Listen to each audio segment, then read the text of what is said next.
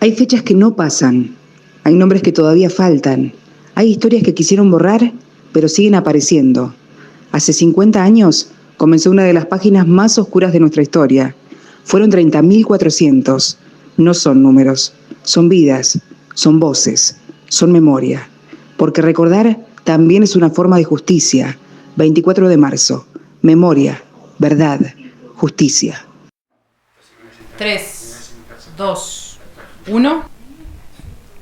¿Qué tal? ¿Cómo están? Estamos en un nuevo especial, en este caso, que tiene que ver con el 24 de marzo y estos 50 años. Y hoy es una ocasión muy especial para contar la historia de alguien muy particular.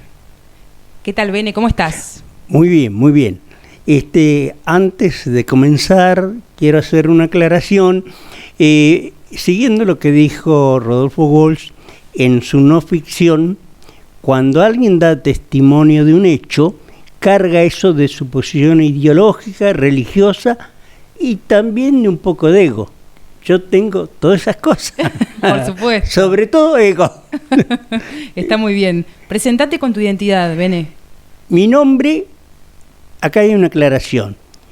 El nombre que quiso ser y el nombre que fue. Bien. Porque yo soy hijo de la cultura occidental y cristiana. Entonces, el nombre original iba a ser Benedicto del Santo Rosario Bravo Rodríguez. Bien. El juez, autoridad, le dijo al jefe de familia, mi padre, que ese nombre no, que era muy largo, y me quedó Benedicto del Rosario Bravo nada más.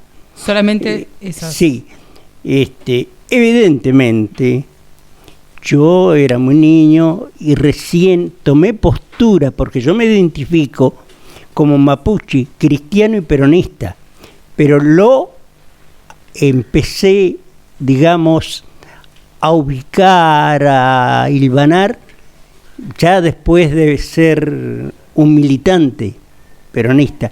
Bien. Perfecto. ¿Podés contarnos cómo era tu vida antes del golpe de Estado? ¿O tus primeros años acá en Roca? ¿Sos de acá? No soy de acá. Yo nací en un paraje cerca de Chosmalal, en el faldeo de un cerro. Bien. Y mi familia venía de Molulco, un paraje mucho más arriba en la cordillera del Viento, que era una comunidad integrada por los Pincheira Rodríguez. Los Pincheira Rodríguez, los Pincheira eran del ejército realista, que habían quedado abandonados, y los Rodríguez eran estancieros chilenos, es decir, chilenos porque ya estaba dividiéndose la frontera. Claro. Pero en esa comunidad también se sumó muchos hermanos mapuche que andaban divagando entre Mendoza y Neuquén y se sumaron. De las lagunas de Pulasque para arriba estaba este paraje. ¿Por ahí, por esa zona, naciste? No, ahí viene mi familia. De ahí viene tu familia. Bien. Sí, yo nací en el faldeo del Cerro El Mayal. Bueno, en fin, viví en una cueva con toda mi familia y estábamos experimentando la agricultura porque los Rodríguez, al ser españoles, sabían sembrar y los demás eran nada más que crianceros de animales, sobre todo chivos. Y ahí viene, así rapidito te cuento, mi relación con el peronismo, que es una relación oral, porque evidente, yo en el 55 tenía 7 años. Bien, claro, eras muy chiquito. Claro, entonces no recordé, no registraba eso. Pero en el 55 sí registro lo que es el peronismo. Porque, ¿de qué manera? Primero, sucedió que ahí en esa cueva, en ese paraje que vivíamos, llegó un grupo de docentes y un hombre. Esto te lo cuento ahora porque me lo contó mi mamá Después de que se separó de mi padre por reglas machistas, no podía ella contar cosas. Claro. Entonces, cuando yo le pregunté, ya en Roca, ya estaba ligado a la militancia, le digo, mamá, ¿por qué te hiciste peronista? Y me dicen, mirá, ahí llegaron dos docentes, que tengo los nombres y todo, y el secretario general de la unidad básica, y me dijeron que tenía la obligación de mandar todas las chiquillas y todos mis hijos al colegio, a la escuela, que estaba en Chosmalal, unos 15 kilómetros. Entonces, evidentemente, mi madre le plantea que tenía muchas necesidades para mandar a la escuela a todos sus hijas. Claro, porque eran varios. ¿Cuántos hermanos eran? Nosotros llegamos a ser 10. Claro. Pero en esa instancia, ponele, serían 6, 7, seríamos. Y le dicen, mire, no, usted se va con los chicos y se presenta en Chosmalal en la unidad básica y le vamos a dar guardapolvo, portafolio, esos portafolios de cuero, sí, libros, lápices Faber, siempre me acuerdo de la marca, y bueno, y así fue que la obligaron a que mandara a los chicos a la escuela. Y en la unidad básica le daban los útiles, una bolsa de cascarilla. Cascarilla es la cáscara, una bebida, claro. La cáscara del cacao, sí, que se remoja y se toma como té. Cascarilla, ahí decían un quintal de azúcar, un quintal de hierba. Eso nos daban todo, llevó mi mamá. Y a mi padre le dieron trabajo en la balsa, de balsero. Así que eso desaparece en el 55. En el 55 yo estaba viniendo ya a la escuela de Chosmalal y vi cómo estaban sacando las cosas de la unidad básica y las prendían fuego. Máquinas de coser, el azúcar, la hierba, los platos, quemaron todo. Y yo no sabía por qué, pero lo que más me preguntaba era, ¿por qué tanto odio? Entonces, después empecé a averiguar, que le digo, ¿por qué esto? Y me prohibieron en mi casa preguntar. Claro, hablar de eso. Sí, porque yo le digo a mi madre, ¿por qué? No hables nada, listo. Pero creo que fue tipo 58. Nos dan en la escuela otra vez ropa, pero de pronto descubro que el sobre todo que me habían dado le faltaba un pedazo. Se lo habían cortado con la tijera. Entonces yo le digo a mi hermana, lo voy a ir a cambiar por otro. Dice, no, todo está así. Claro, todos recortados. Sí, eso, mi hermana me explica, esto lo había dado Perón y ahora lo da el nuevo gobierno. Le digo, ¿y quién era Perón?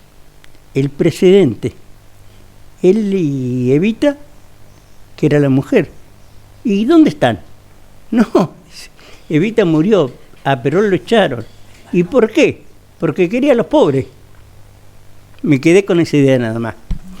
Bueno. Pero igual era algo simple y conciso, ya era un montón lo que te habían dicho de la forma que te... Exacto, ya me dio una postura.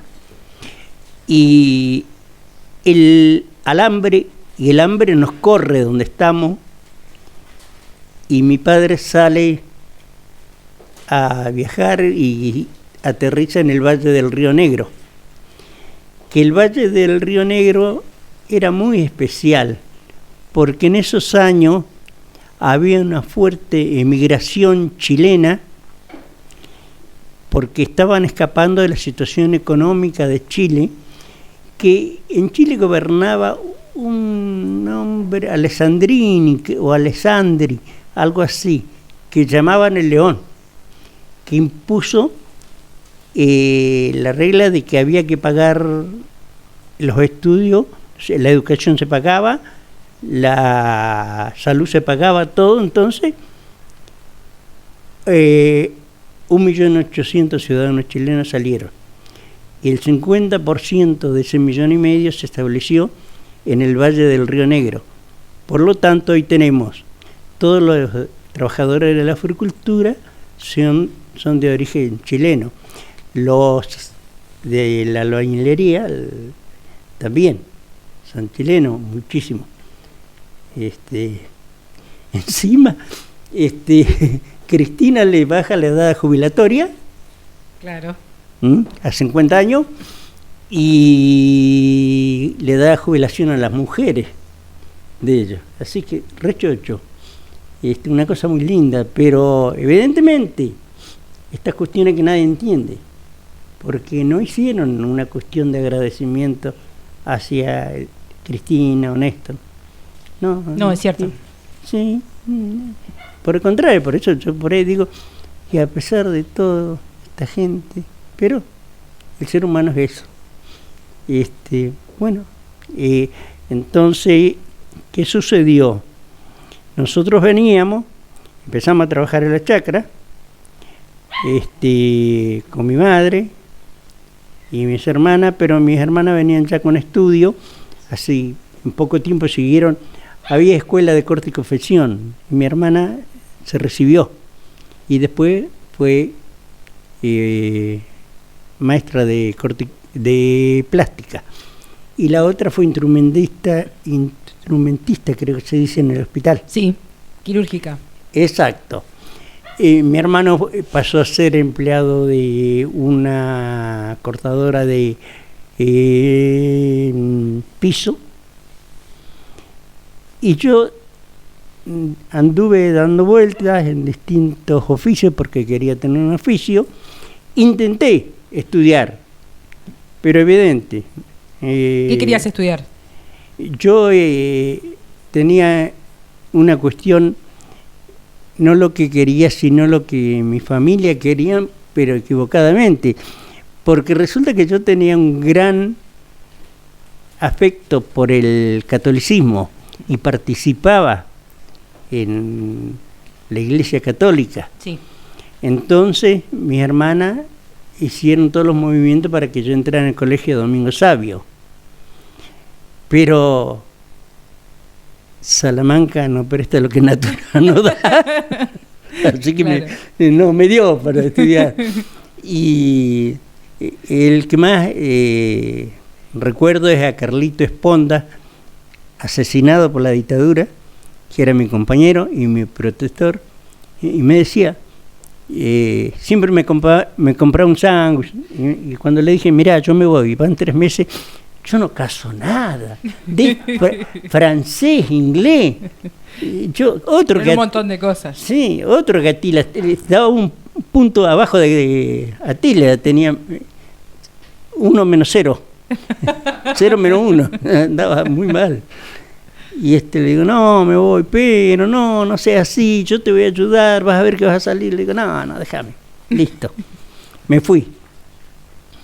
Y esas cuestiones que siempre digo, en la vida fui teniendo esa suerte del perquinero. Mi padre era perquinero también.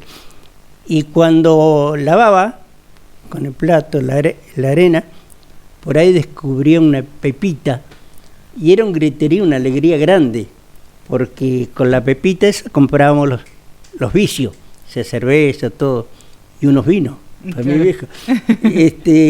Entonces, en la vida he encontrado muchas pepitas. La mayor fue a, digamos, muchos militantes, pero sobre todo uno, Patricio Dillon, que vivía a 3 cuadras de mi casa. ¿Cómo lo conociste a él? Yo había empezado porque en esto encontrar perlitas, encontré a un brasilero y yo estaba trabajando en una estación de servicio y él me dice, pero eso no sirve, tenés un oficio, yo te voy a enseñar un oficio. Y me llevó a un taller de bobinados para que desarmara motores, ayudante de él. Y entonces me enredé ahí, me quedé ahí y seguí. Los dueños eran anarquistas, 2 personas, muy buenas. Me enseñaron el oficio. El brasilero se fue, falleció en Minas Gerais. Y la cuestión que aprendí a bobinar. Y un día, yo militaba en el peronismo. Ya militaba en el peronismo. Para este entonces, ¿qué edad tenías aproximadamente? Y 16, 17. Militaba en el peronismo, pero en mi peronismo, como era. Era una cuestión muy enredada porque todos éramos fanáticos peronistas y nada más. Yo digo, a mí los compañeros montoneros me sacaron de ser un lumpel peronista y me convirtieron en un pensante peronista. Claro, eras desde el sentimiento antes. Claro, digamos. Y es justamente lo que siempre rescató Patricio. Entonces un día venía por una calle hacia mi casa y un muchacho de atrás que venía con unos libros y un blazer al hombro me dice, flaco. Giro y le digo, sí, ¿qué? ¿Vos sos el Bene? Sí, ¿qué te importa? Porque yo chueco, petizo y mal arriado toda la vida. Dice, no, mirá, yo soy peronista, igual que vos. Y evidentemente se me aflojó todo. Le digo, compañero, dice, venite a la casa, yo vivo acá, venite y vamos a charlar. Me fui a la casa de él,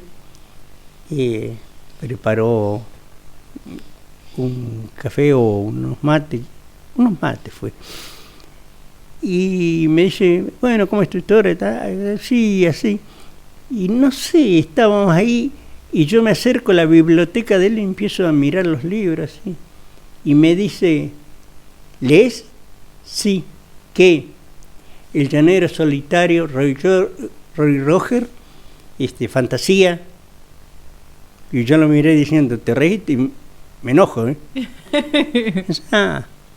Bueno, la cuestión que a partir de ahí terminé leyendo El otoño del patriarca, El náufrago, me llevó a leer, me decía, mirá, nosotros somos racistas, pero tenemos que pensar cómo piensa el que no nos quiere. Dice, es de Galvez, está en contra de Rosas, así que léelo, y me volví en un lector. Claro, te llevó para ese lado. Claro, y empecé a leer, y empezamos a militar. Él pasó a ser el secretario, ya cuando fuimos gobierno, de alfabetización, que en ese entonces era DINEA, y tenía su oficina en la parroquia Cristo Resucitado. El cura Ruchero, él y Rosana Rudel eran quienes coordinaban todas las tareas, y habían docentes en todos los barrios que enseñaban con el sistema de Freire, a leer y a escribir. Y además él era un gran músico, así que yo lo acompañaba a todas las movidas, andábamos siempre juntos. Un pibe lleno de alegría, como todo. Los 70 fue un año de mucha alegría, de fraternidad, solidaridad, pero sobre todo vivir con alegría. Nosotros, más allá de la lucha, teníamos esa alegría. Y bueno, me convertí en un cuadro del peronismo.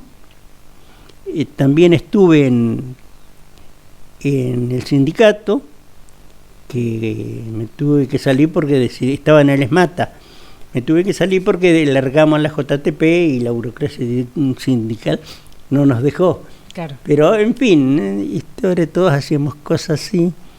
Pero sobre todo fui militante territorial, con una consigna de esos tiempos, que siempre la repetíamos, decíamos, porque llegó el momento de las elecciones, de elegir en el 73, y bueno, nosotros todos lo de la Juventud Peronista de la Regional Séptima, que adhería a Montonero, teníamos grandes trabajos territorial. Tal es que así que ese trabajo en el Rocazo se notó mucho, porque nosotros teníamos una unidad básica por barrio. Claro, era muy evidente. Claro.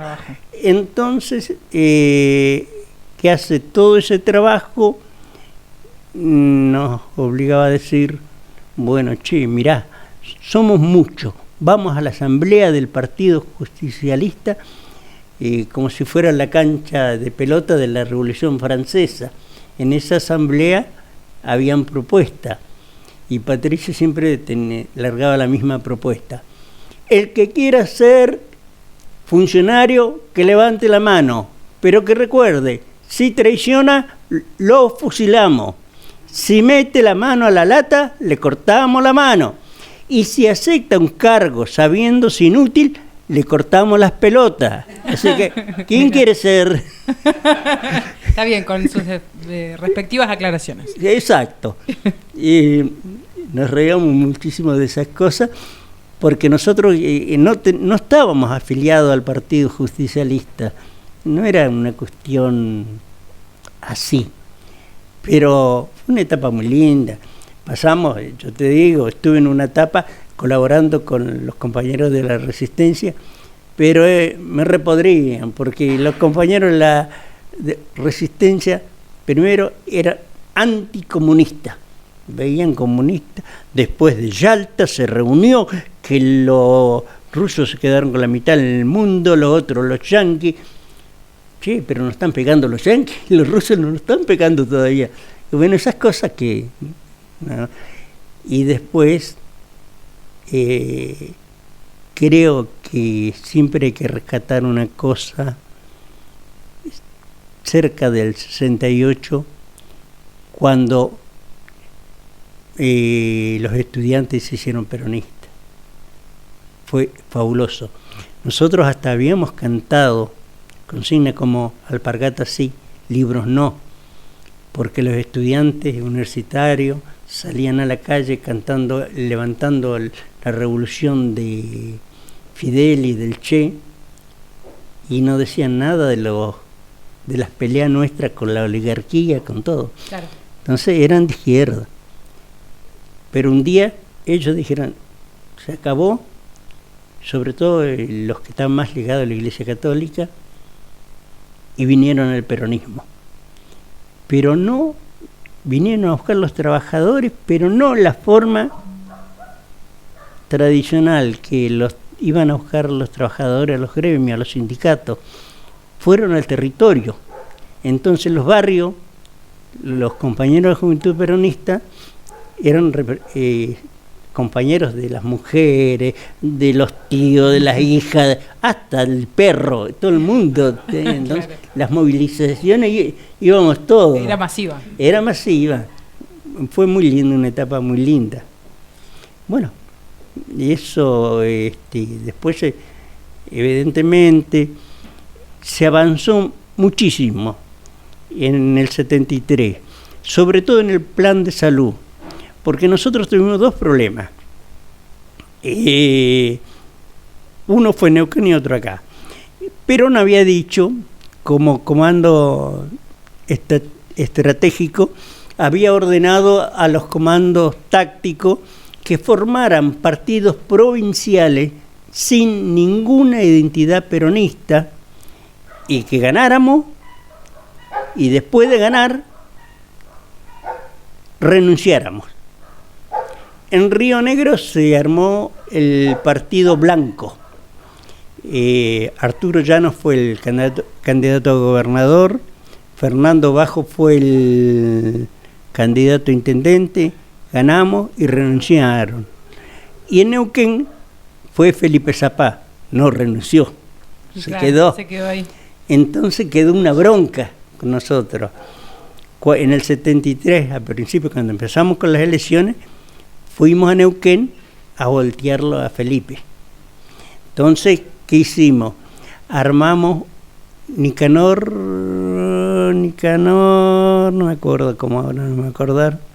el apellido del compañero que iba como gobernador.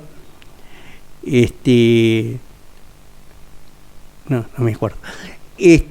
Así que fuimos, hicimos un gran acto en la cancha de Independiente.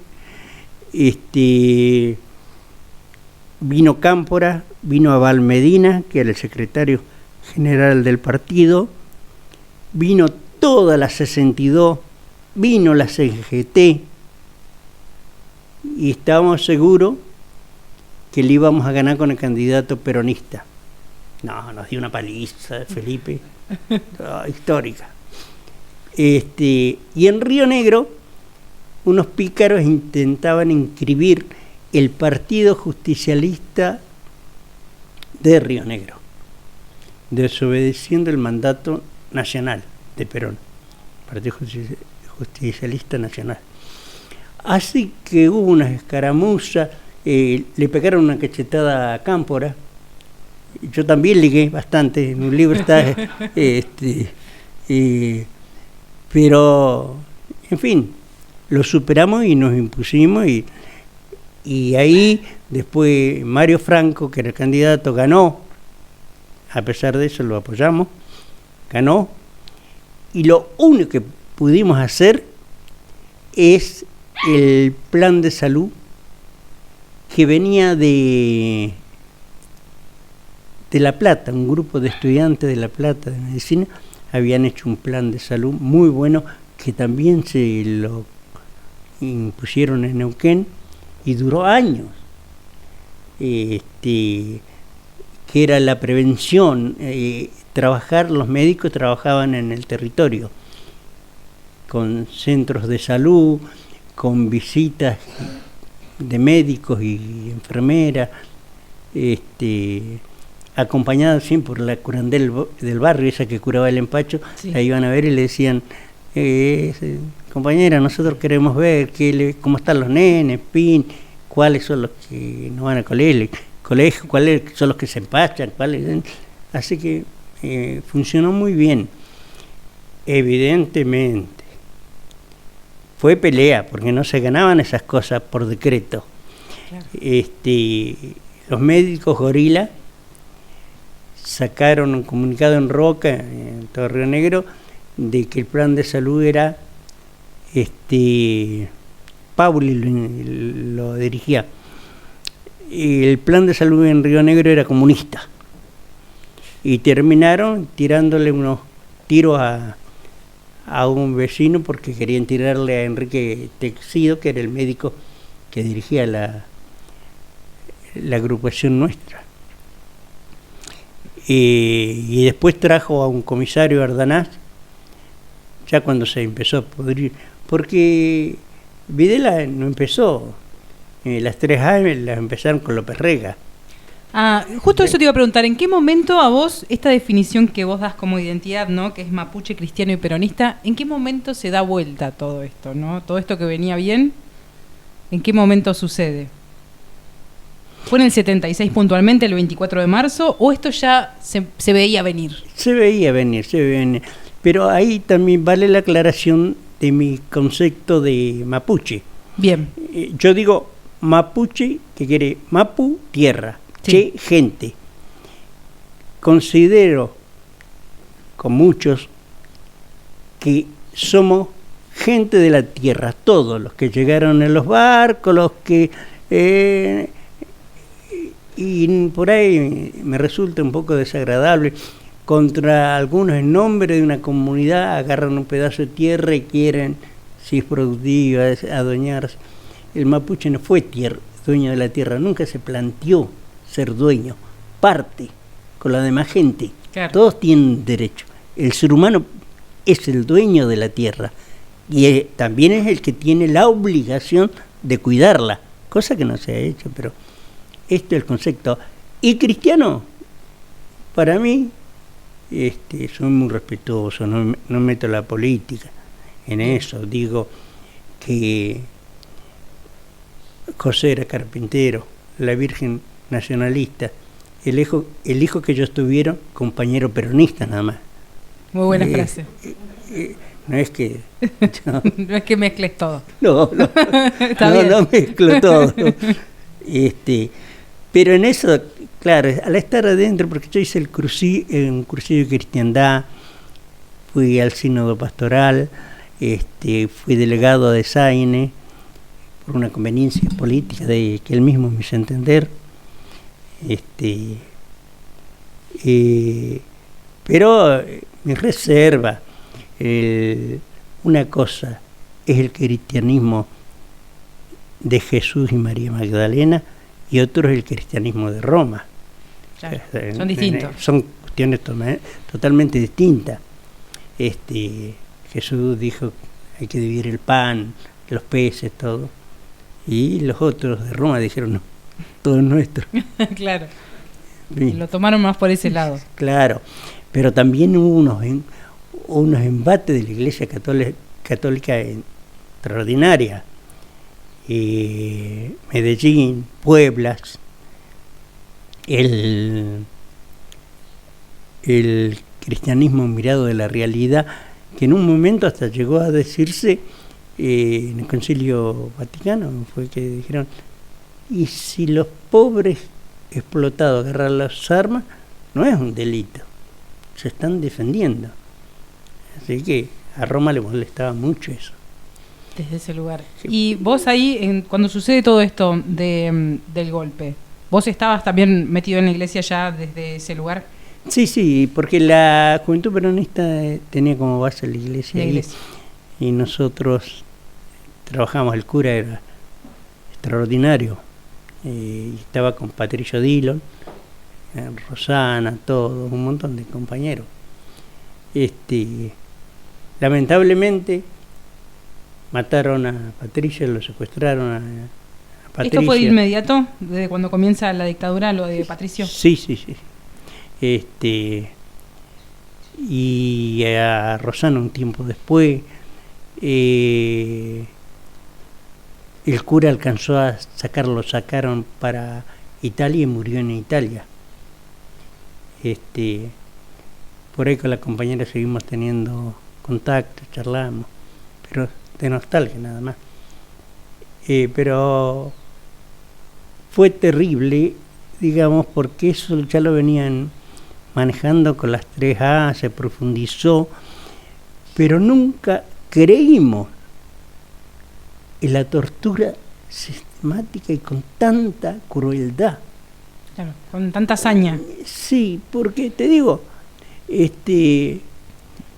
hubo discusiones, dice, qué sé yo, los dirigentes más encumbrados decían, tenían que andar con la pastilla de cianuro por si los agarraban, tomarse la pastilla. A nosotros nos parecía loco, que no, sin embargo, ocurrió eso, tuvieron que hacerlo porque si no era terrible. La tortura fue tremendo.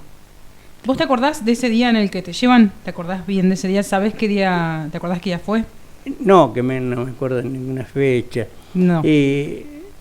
Lo que recuerdo de que lo primero que hacen, vienen a la casa de Patricio, rompen la puerta, se quieren llevar a la madre.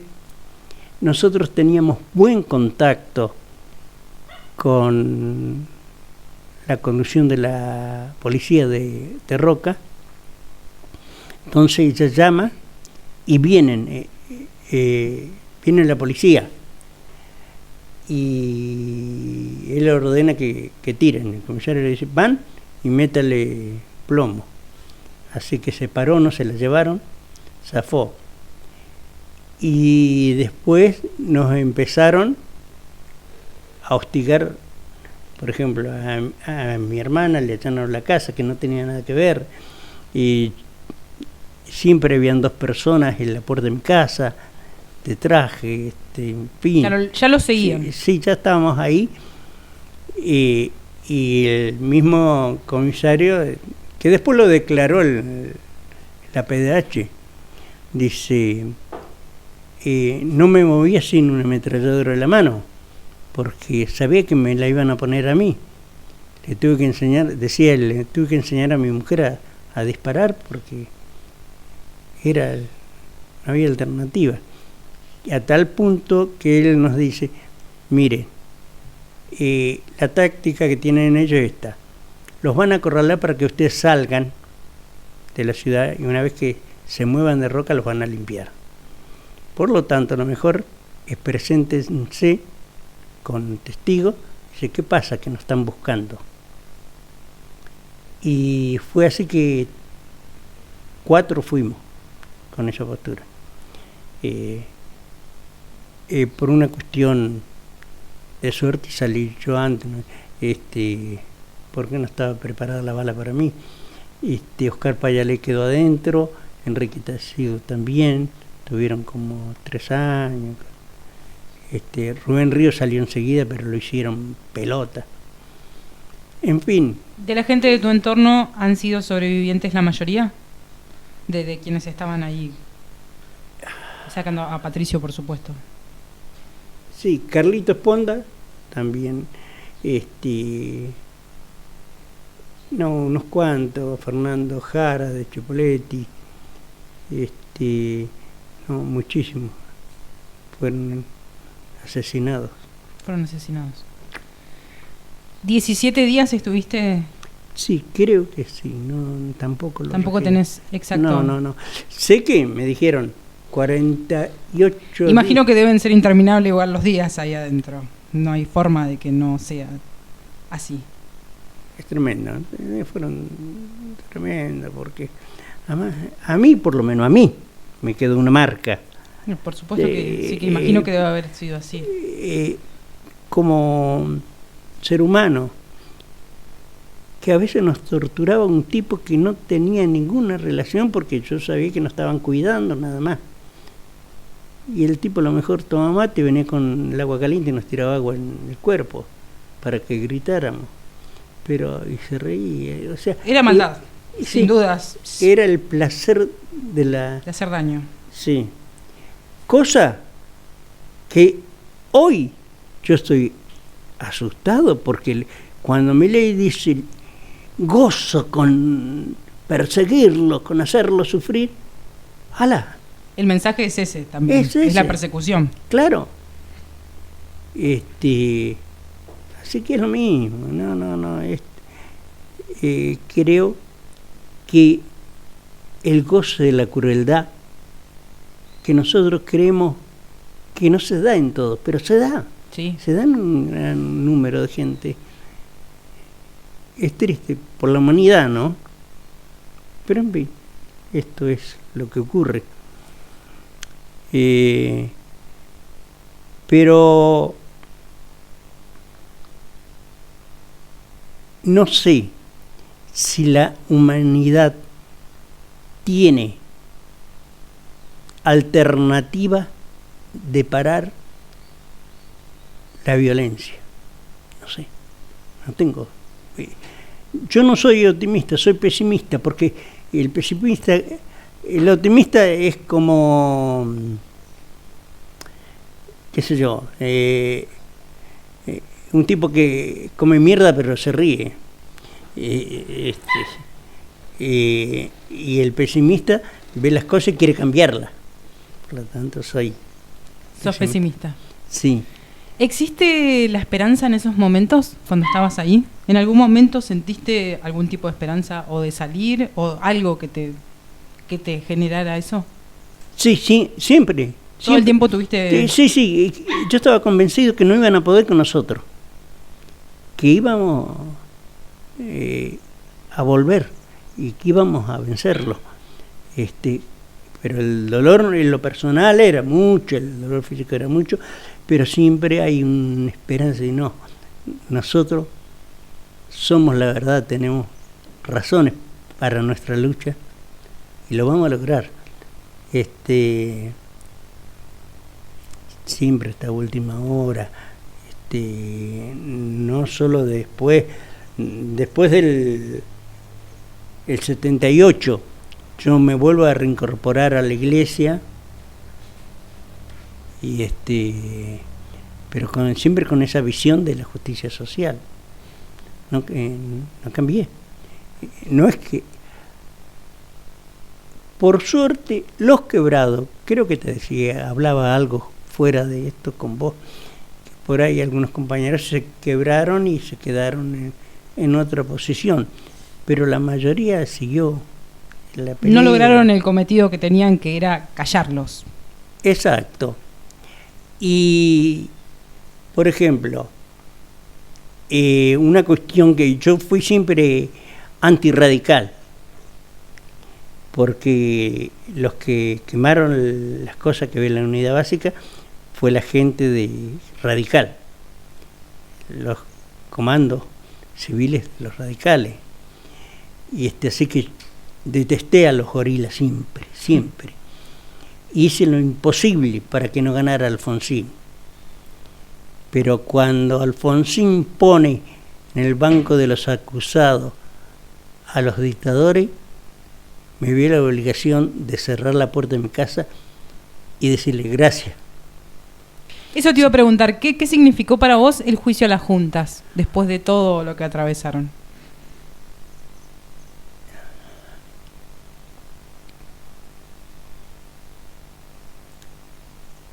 No.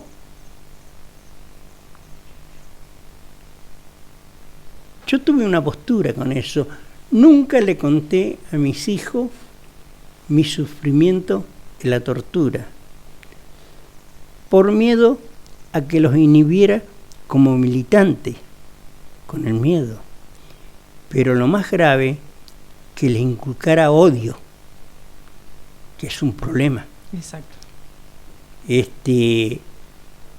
Pero, ya te digo, yo hice lo imposible junto con otros compañeros para que ganara Luder, que no ganara Alfonsín. Y cuando estuvo el juicio, tuve que reconocer que yo estaba muy equivocado. Y me lo decían compañeros de militancia de la izquierda, me decían, che, pero vos estás votando a las 3A, estás haciendo la campaña, pero viste, mi fanatismo, peronismo, y yo, perdón, yo había vivido el radicalismo gorila. Claro, lo habías visto desde ese lado. Claro. Después si uno dice, no, mirá, estuvimos estos radicales, los de Forja, pero claro, habían quedado muy atrás y no los podíamos levantar. Claro. No, me costó. Pero en fin, creo que no. Otra vez volvemos. Vuelve el país a florecer, porque más allá de la cuestión económica, todos gritaban por la justicia. No era que. Claro, se veía desde ese lugar. Si vos decís, un montón de kirchneristas luchaban por lo que nosotros habíamos luchado y seguían, peronistas de esto, todos luchaban. Y vos decís, si yo no les dije cómo, pero habían asumido que el camino era ese.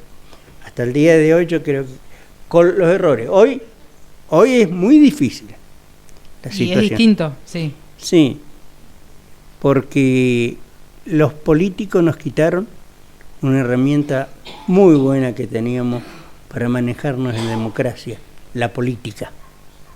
Entonces, los políticos destrozaron la política. En la política hoy tenés borocotó por todos lados.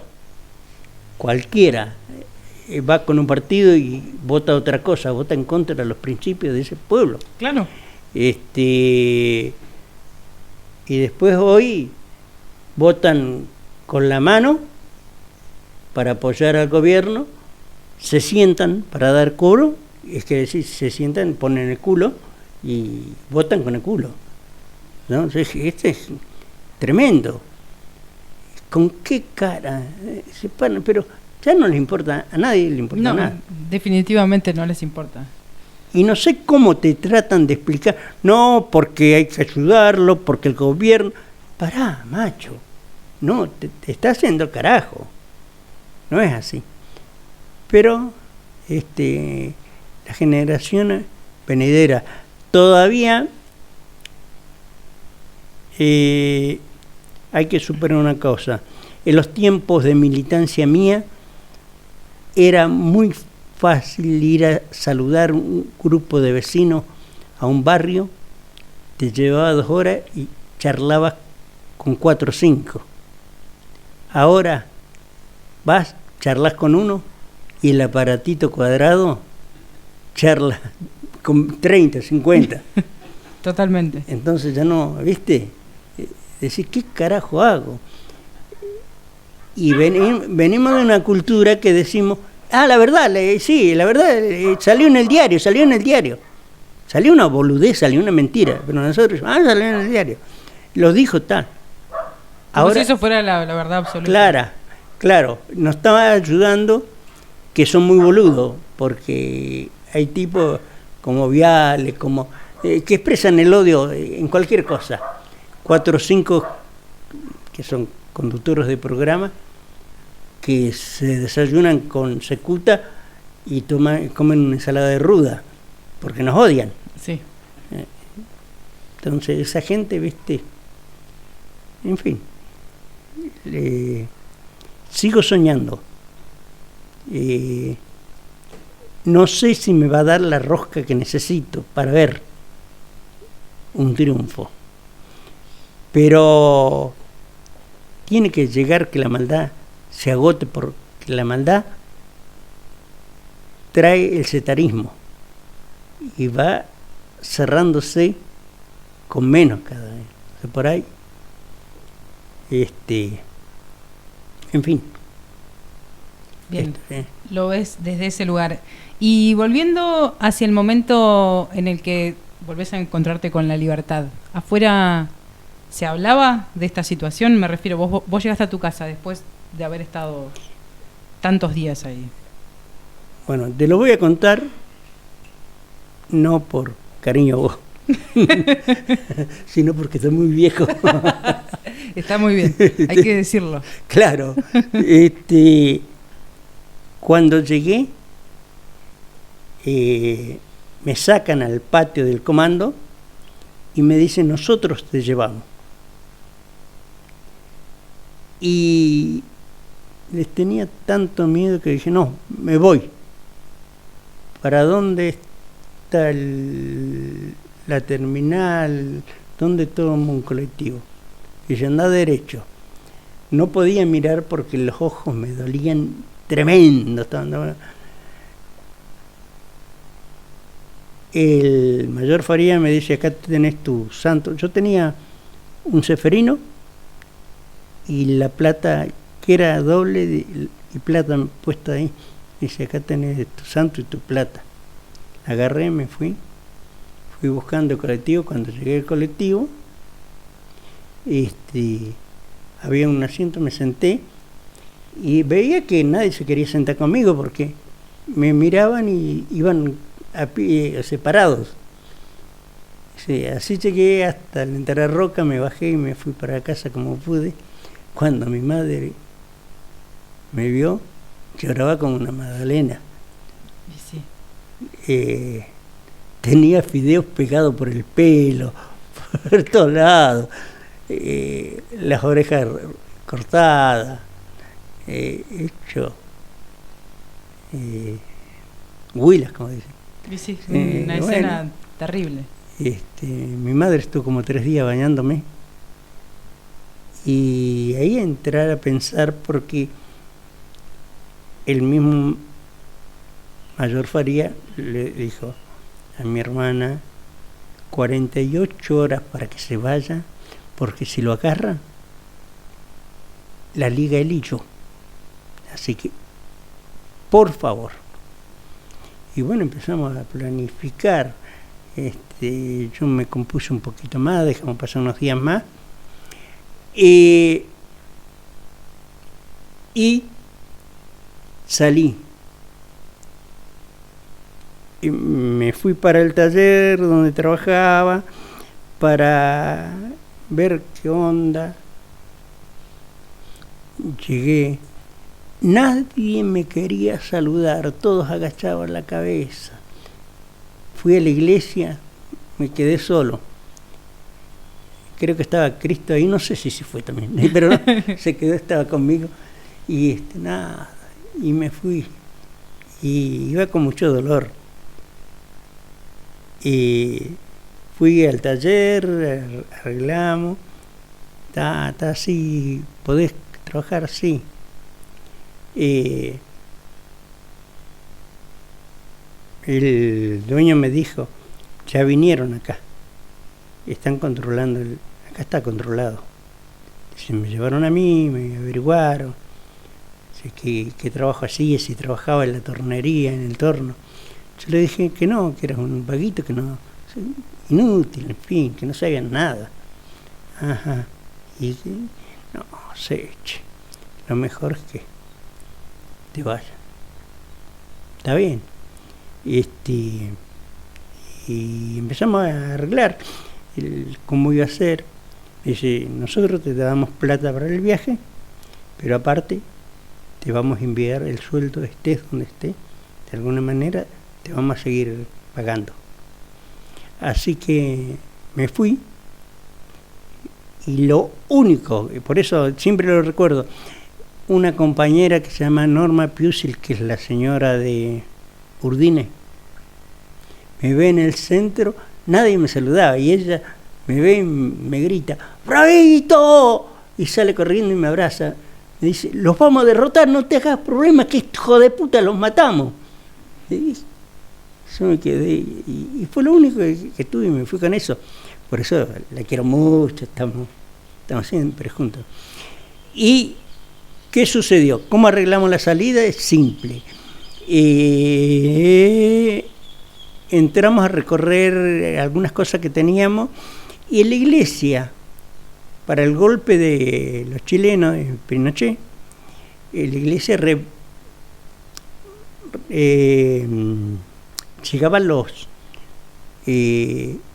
fugados, sobre todo miristas y todo eso, a la iglesia, porque los iban a buscar a Neuquén, los traían a la iglesia, y ahí le hacían los documentos truchos, hacían documentos y le daban plata para que siguieran viaje. Claro. Algunos iban para Canadá, otros para Brasil, entonces ayudó, de ahí la iglesia ayudaba a muchos hermanos chilenos. Y me quedaron datos, ¿por qué me quedaron datos? Porque en eso yo colaboraba, y de vez en cuando le decía, bueno, te vas a quedar acá, vamos para mi casa, comamos algo, charlemos, y me hice muy amigo de algunos. Y me dejaron teléfonos con clave, lugares, comunicación clave. Y cuando me tocó a mí, no sabía qué hacer, entonces llamo, le digo, mirá, yo estoy en esta situación así, y yo conocí a tu hermano, me dio este teléfono. Sí, dice, nosotros sabemos que te lo dio, por la característica del teléfono. Me dijo, ¿cómo lo hiciste? ¿Qué número le aumentaste? El 2, el 3, el 4, el 8, el 0. Ajá, correcto. Entonces ese es el teléfono. ¿Y cuál es el problema que tenés? Y yo estuve en Cana y ahora me tengo que ir. Correcto, no te preocupes para nada, te vamos a buscar. Y mi familia me llevó hasta Junín. En Junín estaban ellos, me subieron a una embarcación, fui a una isla, de esa isla fui a otro lugar, hasta que aterricé en Temuco, en una población ferroviaria, y ellos se encargaron de mí ahí. Estuve de casi 2 años, me casé. ¿Te casaste allá? Sí. ¿A todo esto qué edad tenías en ese momento? Nací en el 49 y esto fue en el 76. 76. ¿Cuántos años son? ¡Qué compromiso! Pero cerca de los 30 años. Andabas por ahí. 28. 28. Sí. Muy bien. Tengo que tener 28. Y me volví, me volví porque el exilio es tremendo, porque tenés una gran nostalgia de tu pueblo, pero yo no te puedo decir, yo extrañaba a la Argentina, mi país, no, yo extrañaba mi barrio, mi gente. La cotidianeidad extrañabas. Claro. Hasta que un día le dije, mira, yo me voy. Aunque me vaya mal, me caguen matando, yo no puedo, no soporto vivir acá. Y me dice, no, me voy con vos. No, vámonos. Y nos vinimos y nos instalamos otra vez en Roca y entré a sentir nostalgia de Chile. Estaba acá y sentía... No te decidías. No, tenía eso. No. Pero me fui, ahí está. Y viene un cura muy famoso de Roca y le dice a mi madre que me quiere ver, quiere charlar conmigo. Bueno, y yo le digo, no quiero saber nada, no, de nada. Dice, no, que quiero... Vino y me dice, mira, hay una realidad. Yo vengo escapando de Bahía Blanca. Yo no milito en el peronismo, yo soy cristiano, o católico. Dice, pero no te equivoques. La institución iglesia es lo que te va a proteger. Entonces vamos. Dice, no seas sonso. Pero no. Empecé a ir a la iglesia, me metí y me nombró delegado del obispo y andaba, ya era cura, ya tenía teléfono directo con Jesús. Claro. Ahí, todas las tardes hablábamos. Estabas en otra posición. Claro. Y en ese me encontró un día el indio Tito, que estaba con la vigilada a 2 cuadras de mi casa. Entonces me mandó un mensaje que la noche lo esperara que venía. Y vino. Entramos a charlar, le digo, mirá, indio, yo no. Se acabó el peronismo para mí. No. No, dice, no, pero que a mí me van a levantar la vigilada y voy a poder hacer algo y vamos a hacer.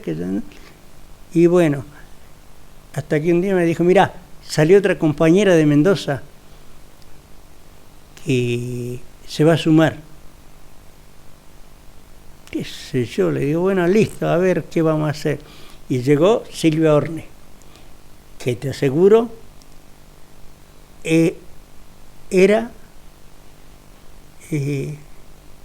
un lamento, porque estaba espiando por la ventana, por la cerradura, por todos lados, y tenían una persecuta encima. Claro, venía ya perseguida. Perseguida porque ella había estado en Rawson, de Rawson a Mendoza. Sí, también. Y lo más que recuerdo, pero bueno, no lo voy a decir públicamente, pero le dieron una paliza de órdago, que tiene la columna quebrada. Claro. Y empezamos los 3 ahí.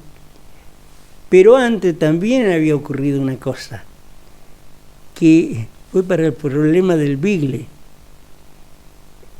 Yo salí con un cartel, Agrupación Enrique Angeleri, en homenaje al cura de La Rioja.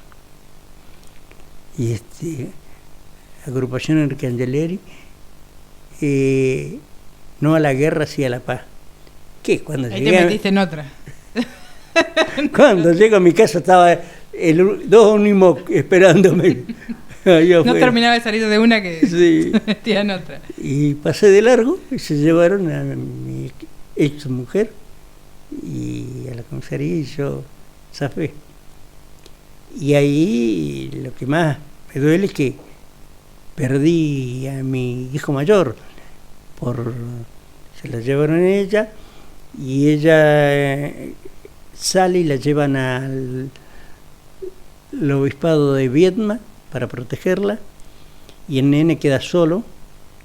Ella creía que estaba yo y yo me había tomado el palo, no estaba, y me reencontré con mi nene que tenía 3 años recién a los 2 días. Claro. No, un día, una noche, y al otro día a las 12 más o menos lo encontré. Estaba Claro, estuvo todo ese tiempo solo. Solo. Pero en fin, cuestiones que pasaron. Y después de a poco nos integramos, formamos una agrupación, Intransigencia y Movilización, después el peronismo revolucionario, para desembocar en el Evita. Así. Un gran camino político, amplio. Claro, sí, exacto.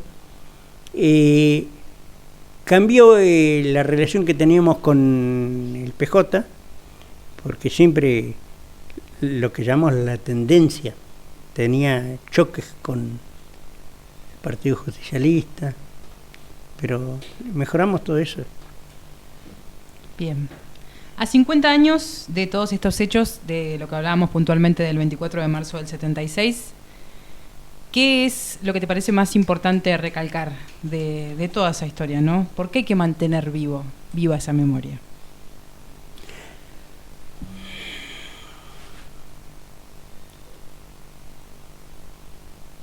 Creo que no hay que quedarse en el ayer, hay que ver el hoy, porque hoy el odio que nos tienen es el mismo. Y es peligroso. Es peligroso porque este modelo, yo lo miré cómo estaba implementado en Chile. Chile no tiene educación pública, no tiene salud, y tenía, no sé cómo estará ahora, tenía lo que se llamaba el salario mínimo. Que la anécdota que cuento, que iba yo a un lugar donde estaba una construcción, un constructor que tenía una relación parental conmigo, y una fila de obreros, carpinteros, que estaban pidiendo trabajo. Y él les dice, bueno, a ver, pasen. Dice, ¿cuánto querés ganar vos? Y uno le decía, 10. No. Yo voy a pagar 5. Chao. Y le dijo a 20 personas. Y al otro día las 20 personas estaban haciendo la misma fila pidiendo 50. El hambre no es la oferta y la demanda. Cuando la oferta de trabajo la maneja uno y la necesidad la maneja el otro, el quien maneja la necesidad de trabajar tiene hambre. Entonces va a arrastrarse, va a trabajar por 2 mangos. Este es el problema. En fin, eso sí me desespera ver si la juventud que está muy prisionera con los medios de comunicación, eso, la gente en general, un día dice, basta, esto no va. Pero es doloroso, perdemos el sentido común, porque mienten y vos te das cuenta que están mintiendo.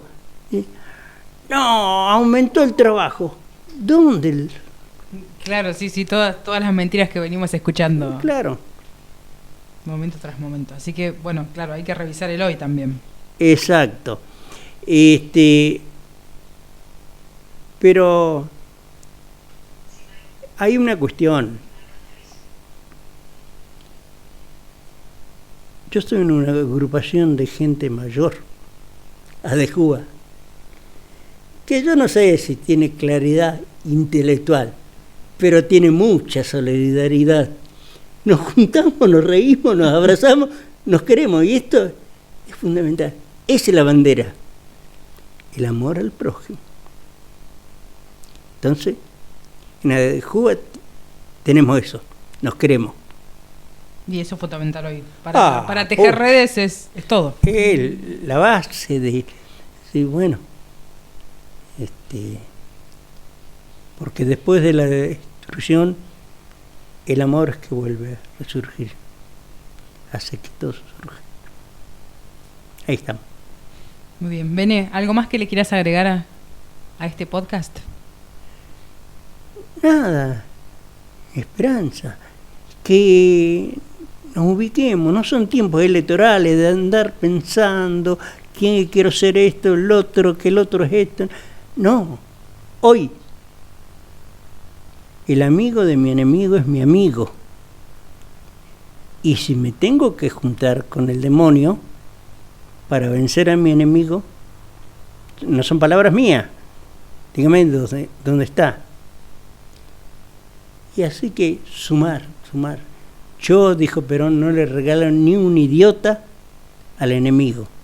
Si hay un idiota, venga para acá, es nuestro. Es así, nada más. Muy bien. Bueno, nada más. Que aprovecho para saludar a mis amigos de Juba, a mis compañeros, y que me perdonen si me fui de mambo.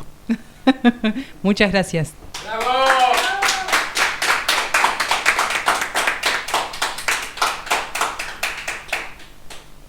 Terminamos.